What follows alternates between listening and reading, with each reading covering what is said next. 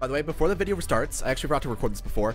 Do not use rank 14 BYAKUYA inside arena. I can't really show it right now, but his AI is glitched and he will not move and he will not do anything. So if you're planning on getting rank 14 BYAKUYA as a Spiritual Awakening, he literally will not do anything, will not move, and generally is completely useless. I'm very sad about it, but that's just how it goes sometimes. Hey there. This video will be detailing my experiences with the Trans Day of Remembrance, so if you're not really a fan of the quote-unquote politics talk, then feel free to click off now. I acknowledge that different people have different standings on issues like this, and I hope they'll stick around and be open-minded and positive if you do watch the video. Thank you and enjoy the video for now. Have a good day. Ladies and gentlemen, welcome back to a brand new video, and today we're here to do more of Bleach Spiritual Awakening. And today, we're just gonna play, honestly. We need to spend 5,000 megatomas today, and I'm trying to think of what's the best way to go about that. But oh, you can redeem them over again every day.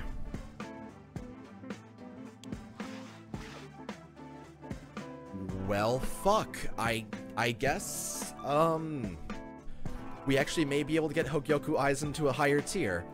I fully thought that you could only get to a certain point.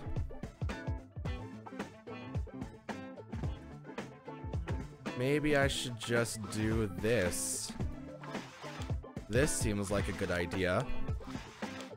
Because that's 5,000 right there. And that allows me... Oh, I need to actually exit and re-enter to be able to exchange. Alright. So, yesterday, yesterday... I don't know if it's yesterday's video or the day before yesterday's video. But I ended up mentioning that I was going to go to a walk-in clinic because I had to do a checkup based on my hospital experience. I need to go back to any walk-in. So I went to a walk-in that's over about a one bus ride, half an hour away. It was pretty close. I was like, okay, this is going to be good. So I go, and I end up sitting down at around 12:50. No, it's like no 11:50. It was 11:50, and then I wait an hour, fill out a bunch of forms, waiting for someone to see me. And no one comes for a while, and it's very... I feel bad because I'm just sitting there like waiting for something to happen, and nothing was occurring. But keep on waiting, and then suddenly a single girl comes out, like an older woman, and then I start, like, she brings me into an office. I start talking to her. She's like questioning why I came in and like what's all up with me, which is all right. But before I'm able to even like get any further inside talking, she's like, "Oh, it's 2 o'clock. You gotta go, kid," because apparently there's like a hard limit on the walk-in, and at 12 o'clock or at 2 o'clock it just completely closes. So I just kind of got left high and dry. But on my way out, she said, "Hey, do you want to go check out the studio?" And I was like, "I don't know what the studio is, so sure, show me this studio." By the way, I'm gonna go ahead and evolve Hogyoku Aizen here, because we're getting a little bit higher. I believe he turns into his actual L'Oreal Sama form next time. No, he doesn't. Rank 9? Huh. Okay.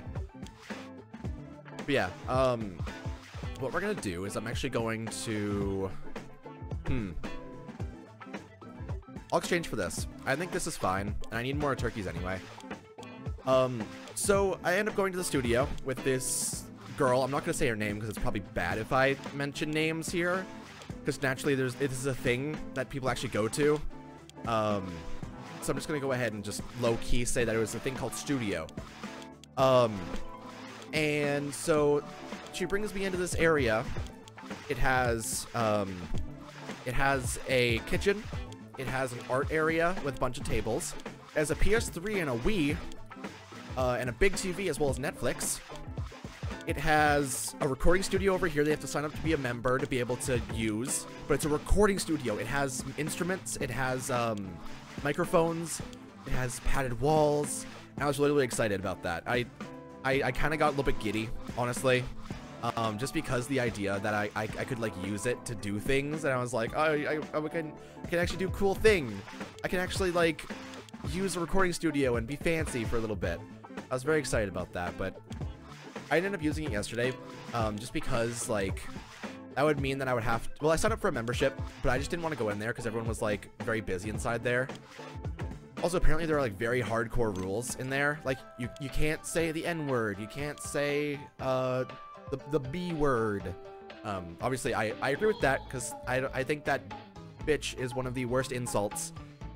So you probably shouldn't do that at all. Just never say that, basically. And so just kept on going, and, like, she was like, okay, well, at 3 o'clock is when it starts. It was currently 2:15. She was like, you can go walk around for 45 minutes, and then at 3 o'clock you can come back, and you can chill around with us for whatever amount of time you want to. I was like, okay, that sounds good. So I go and walk around, grab A&W, grab, like, Mama Burger and, like, a root beer float, just waiting. Actually, I don't think it was root beer float, because there was no ice cream. It was just, like, the big root beer mug. That was nice.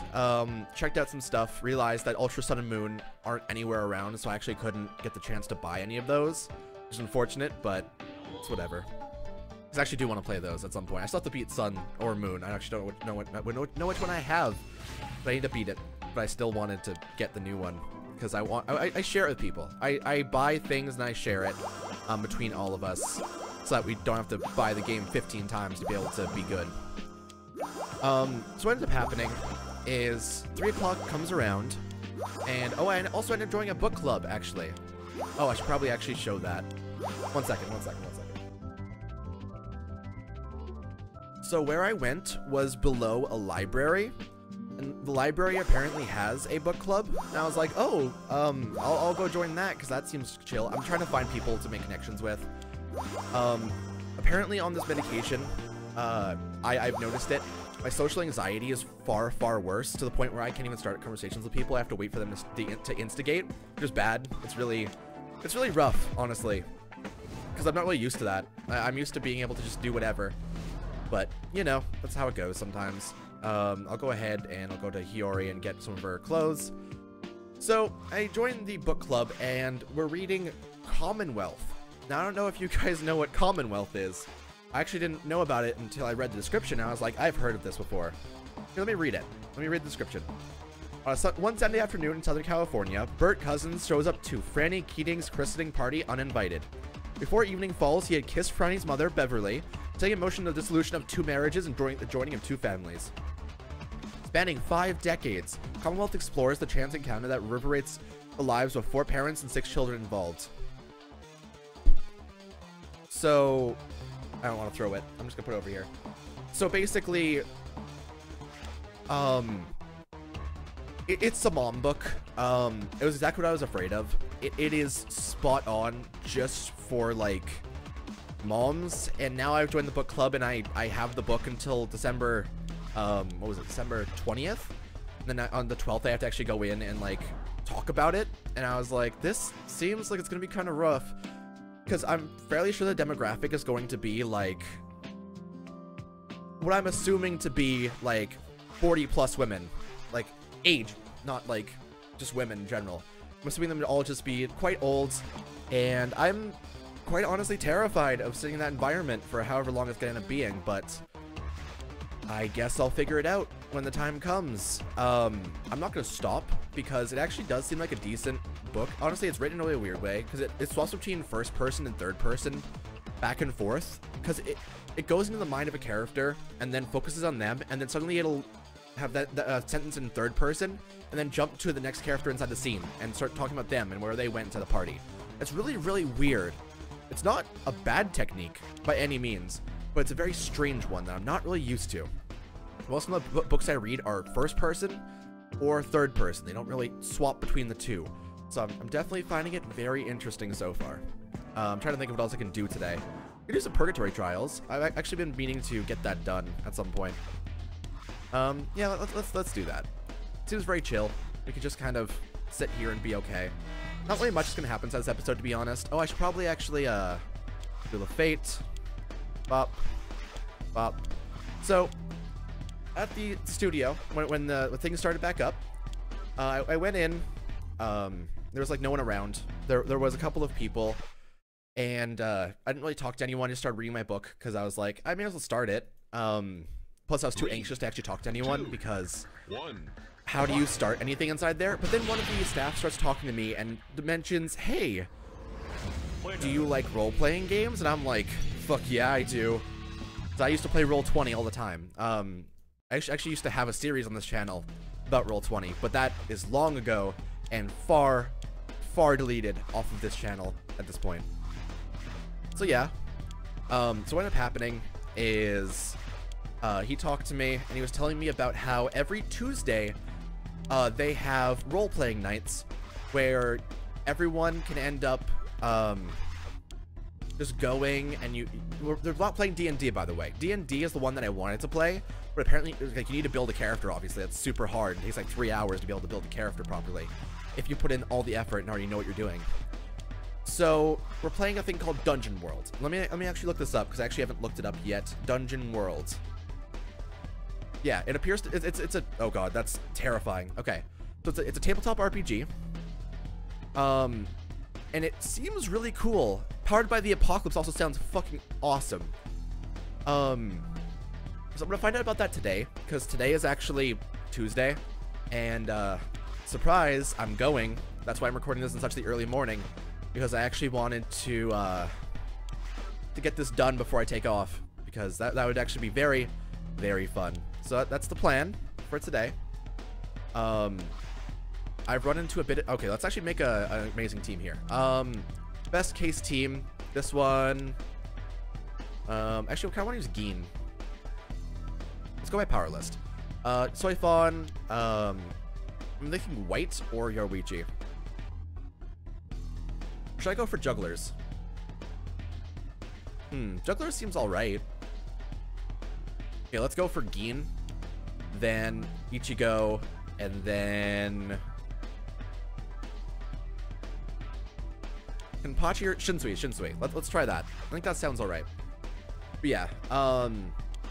So basically, I was sitting there, and then a couple of people come in, and like they talk to me a little bit, and then they start like I like to say, yeah, hi, he, him pronouns and all that, because they ask about pronouns quite a bit, which is understandable. It's quite good that people do, because hey, comfortable spaces, actually things that are very nice to do. So I ended up staying there for a little bit longer while they asked about it, and then just kind of walked away. And then a girl comes in, and I feel like I recognize her. I'm actually unsure where, but I'm pretty sure I recognize her, and I don't recognize her name at all. So I'm like, huh, that's weird. I didn't really talk to her because I was like, if I'm wrong, that'd be very embarrassing, so I'm gonna not do that right now. Also, I'm gonna replace Shinsui with White. I think that'd be nicer. So I end up sitting there for a little bit longer, and then a couple hours pass. I kind of did, like, throughout that time, I, like, played Bleach Brave Souls and just kind of got things done, and I did some things I needed to do. I got a little bit of creative writing done on the story I was actually planning on trying to work on. It's a bit embarrassing, honestly, to do it in public, but it doesn't really matter that much. By the way, they're not moving. That was very sad. So I end up thinking, okay, I'm gonna leave at 7 because that's the time when it's all over. It's 3 to 7, so 7 rolls around, and the lady that brought me in the first time, she ends up going, well, hey, who's coming with me? And I'm like, to what? Home dog? I didn't actually say home dog, by the way. I'm White. And she's like, oh, well, it's Trans Remembrance Day on November 20th. Today's the 21st for me. It's probably gonna go up on the 22nd. It's okay. So it's all fine. So I was like, that sounds nice. I mean, not nice, obviously, but like it sounds like a very positive space. I was like, can I come? And she's like, sure, the more merrier. So we end up going downtown, and we go to, I don't know if it was a church or a hall or whatever. And we end up all sitting down, and while sitting down, they start, like, okay, so it's a big group that I'm in. The girl that I was talking about earlier, that I knew, was there as well. Also, let's try to mirror their team, actually. Let's mirror this team, or no, it's like this. Let's mirror their team and see if we can win, because we have higher power anyway. It should make sense that we're gonna win. So you sit down, and then they start like talking about things, and Like there's an ASL person that's like signing the entirety of the whole thing. It's amazing. It was actually a really positive time, and I'm glad I got to experience it. But then what ended up happening is they started having performances. So first there was a poem about being gay, then a Bollywood thing, and then there was, oh god, there was a person that was dancing, not singing, and they were lip syncing their own song in the back, and they had like flags on their face in several places. It was very strange, but it was all right.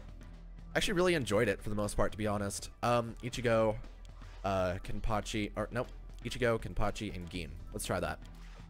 So I was kind of weirded out at a remembrance ceremony to have people dancing and performing. And at the last one of the, okay, so first of all, one of the poems was that had someone with a service dog made me cry. I had to wipe away my tears, and I was like, fuck, that's rough. And then at the end, oh god, I feel like a little bit sick right now, by the way, so that's why I'm kind of struggling a little bit to talk. So at the end, there was a choir, and at this choir, I recognized someone that I knew. One of the older women that said she was going back to like another country when she quit the tea place I worked at was in the choir.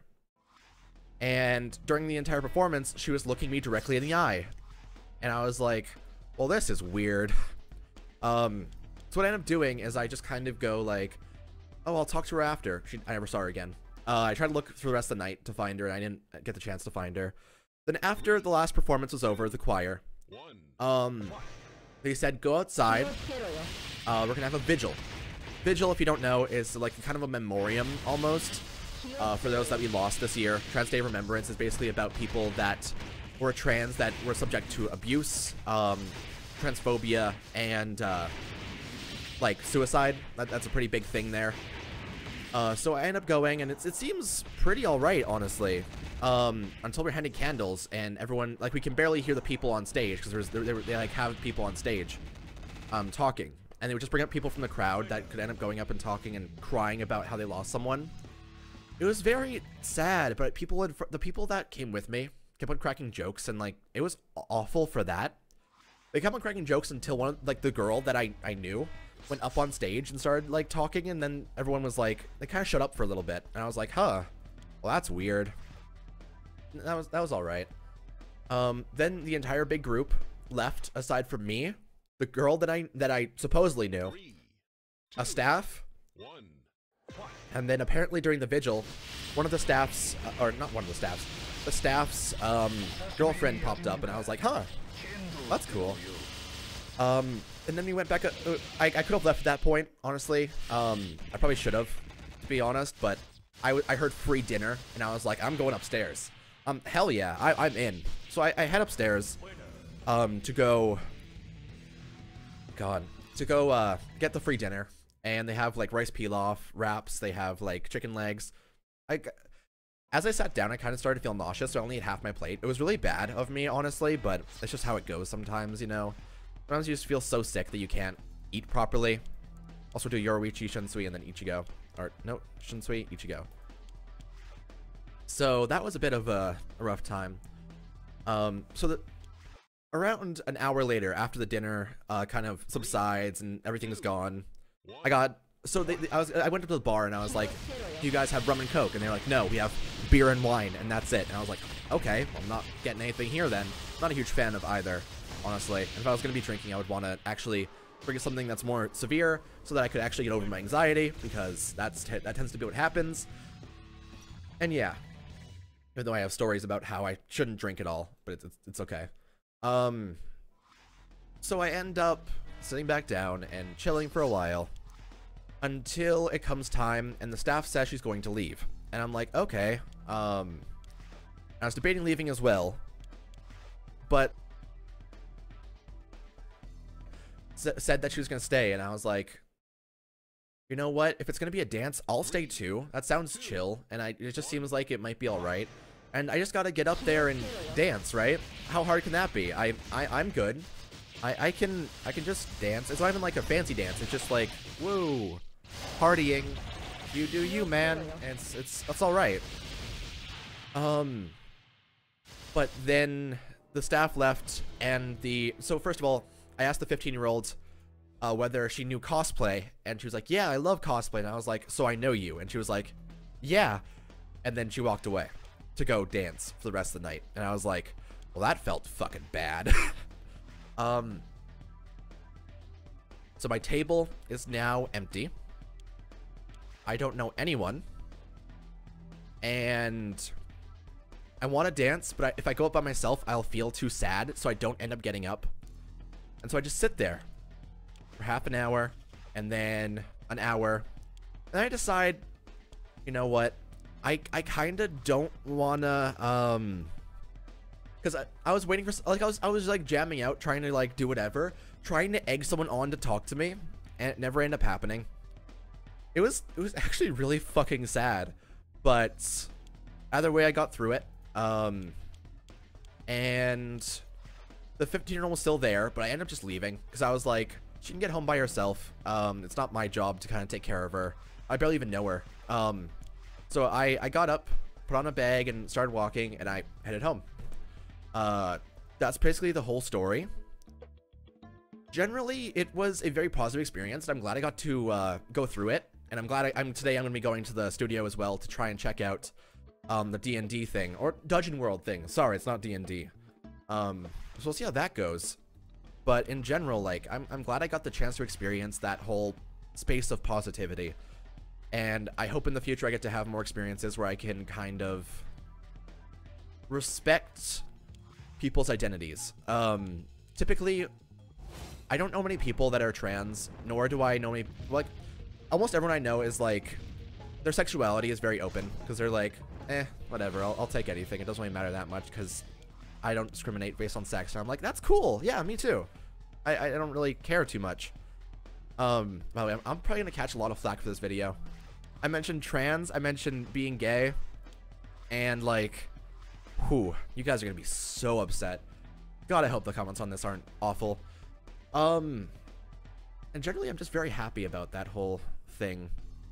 In the future, I do want to attend more events like that, and I'll probably end up trying to put my best foot forward and potentially applying to join stuff like that. But we'll definitely see in the future what ends up happening. I'm trying to find more friend groups, and that definitely seems like a good experience of trying to find people. I just need to get over my social anxiety. And like last night, I ended up calling someone because they felt really bad today, apparently. And for about 2 hours, we just talked about different things.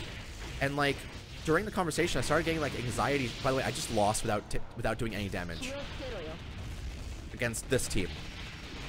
That was awful. That was really sad, actually.